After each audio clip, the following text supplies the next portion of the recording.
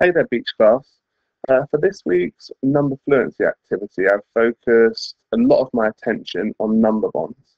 And that's because they're such an important skill. If you really know how to recall fluently and then apply and use this number bond knowledge, it makes calculating for addition and subtraction in particular very, very simple. So today's learning objective is to know the number bonds for numbers 1 to 10.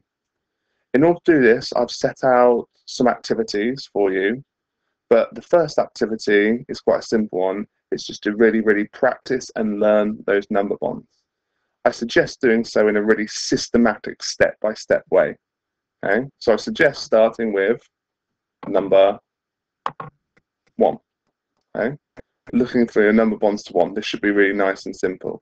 In order to do this, you're going to need, I would recommend anyway, a 10 grid, which I think is really useful, some double-sided counters or different colored objects if you don't have them. If you don't have all these, or you prefer to do something a little bit different, a coat hanger and pegs is also a really good tool to use. Okay, let's start with number 1. This should be nice and simple.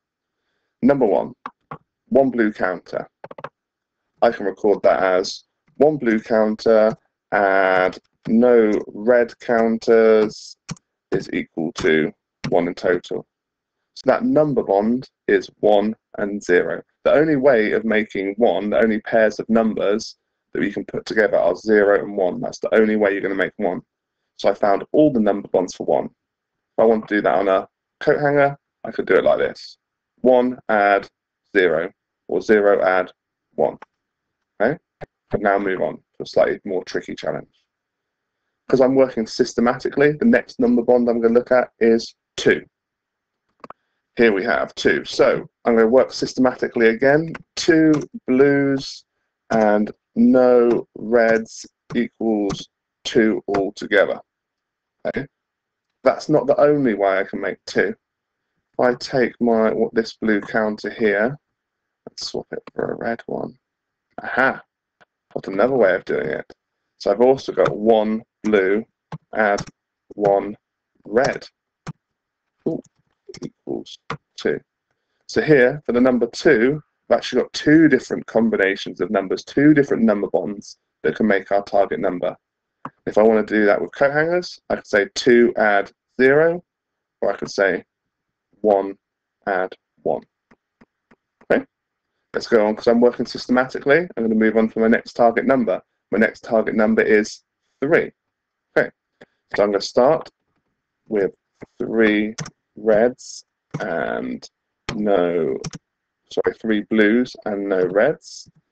And I'm going to step by step change them around. So I'm going to just change this one at the bottom. Now I've got 2. Ooh. I've now got 2 blues and 1 red. Okay. So again, I can tell I've done them all because if I kept on working that same system, if I did that again, I'd get 1 add 2, and actually that's just these in a different order. So actually I've found all the different combinations of numbers. So I've got 3 and 0 makes 3, 2 and 1 makes 3, okay, or 1 and 2, or 0 and 3. If I want to do that on a coat hanger, I can start 3 and 0, 2 and 1, 1 and 2. Yeah, found all those combinations. On to number 4. Okay.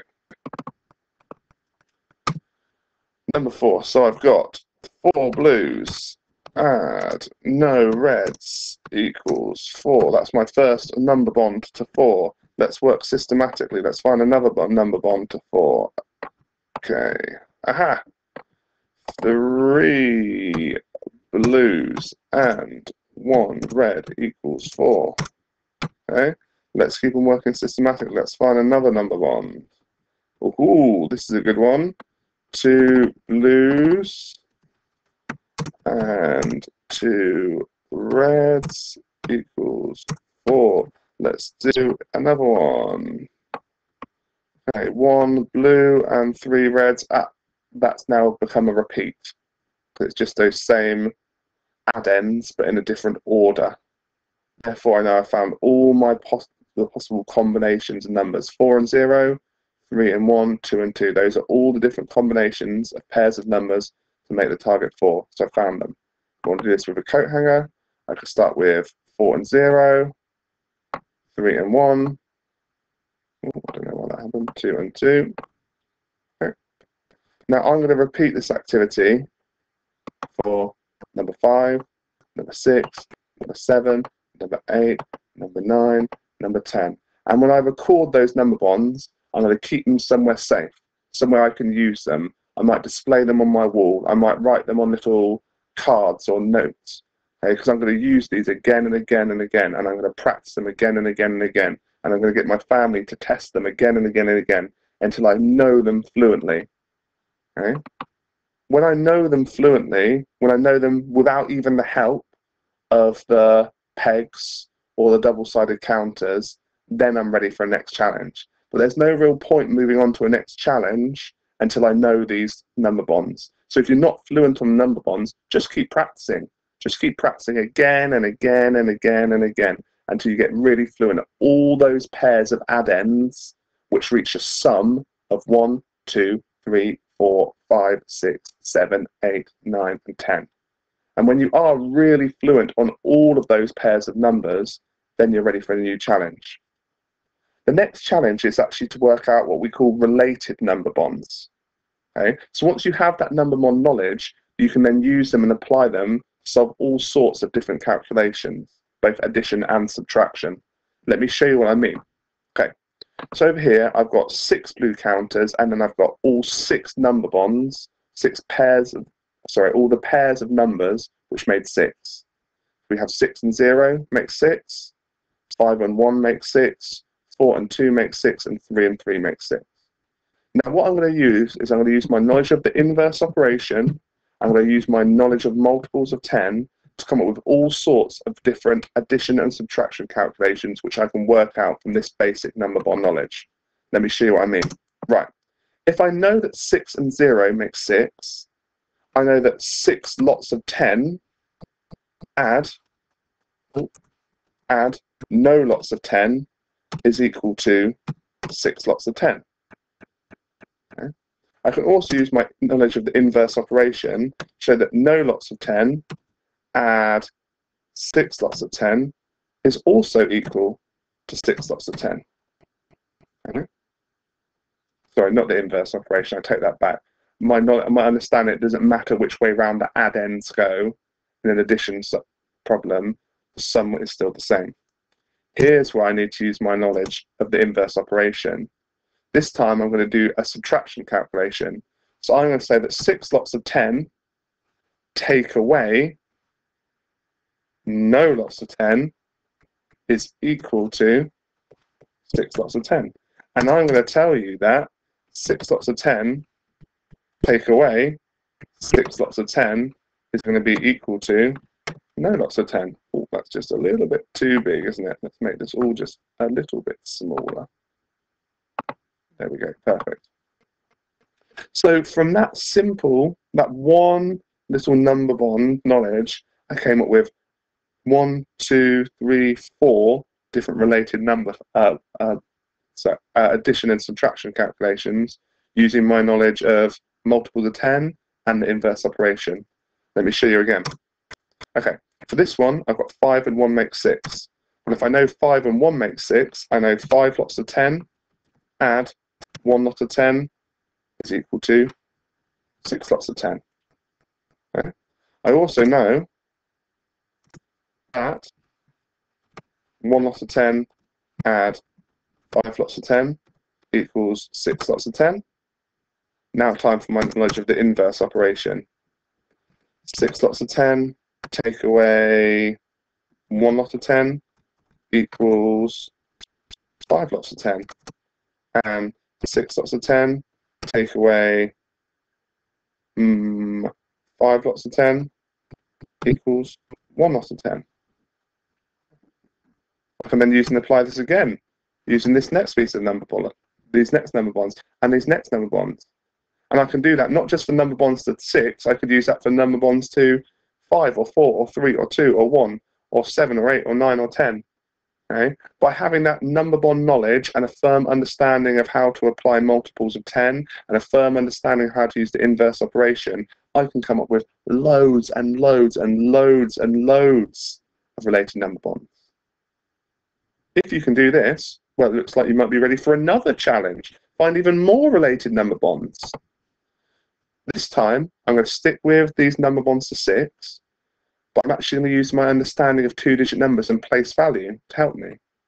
And for this one, I can't actually possibly come up with all the different number bonds because the number of number bonds and calculations you can come up with is so vast that I can't have all of them. So I'm just going to do a selection. Okay.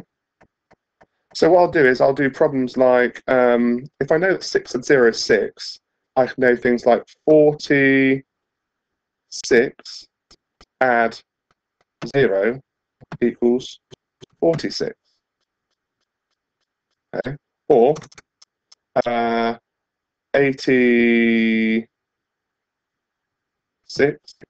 add 0 equals 86.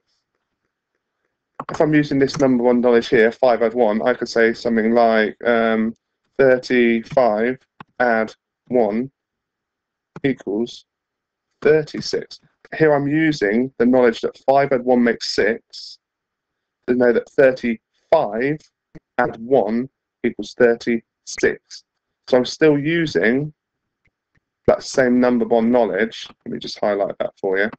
I'm still using that 5 add 1 equals 6 knowledge. I'm just using it as part of a two-digit add one-digit calculation.